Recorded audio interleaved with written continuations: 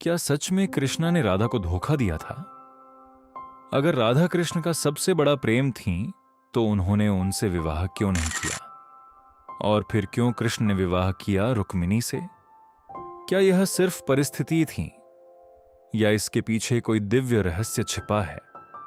सच्चाई जानकर शायद आपका राधा कृष्ण के प्रेम को देखने का नजरिया बदल जाएगा। कहानी शुरू होती है वृंदावन से, जहां एक बांसुरी की धुन पूरे गांव का दिल जीत लेती थी। लेकिन उस धुन पर सबसे पहले जिसका दिल धड़कता था वह थी राधा। कहा जाता है राधा सिर्फ कृष्ण का प्रेम नहीं थी, वह उनकी आत्मा थी। इसीलिए दुनिया कृष्ण नहीं कहती, पहले कहती है राधे कृष्ण। लेकिन यहां एक बड़ा सवाल उठता है, अगर उनका प्रेम इतना गहरा था तो विवाह क्यों नहीं हुआ? संत कहते हैं क्योंकि उनका प्रेम सांसारिक नहीं था। राधा और कृष्ण का प्रेम आत्मा और परमात्मा का मिलन था, और जहां आत्मा और परमात्मा एक हों वहां विवाह की जरूरत नहीं होती। लेकिन कुछ ग्रंथों में एक और रहस्य बताया गया है। कहा जाता है एक श्राप ने राधा कृष्ण को अलग कर दिया। इस कथा का उल्लेख मिलता है ब्राह्मा वैवर्ता पुराना में, जहां कृष्ण के सखा श्री दामा और राधा के बीच विवाद हुआ और क्रोध में आकर एक श्राप दिया गया। लेकिन असली कारण इससे भी बड़ा था। कृष्ण का जन्म सिर्फ प्रेम के लिए नहीं हुआ था, उनका जन्म हुआ था अधर्म को समाप्त करने के लिए।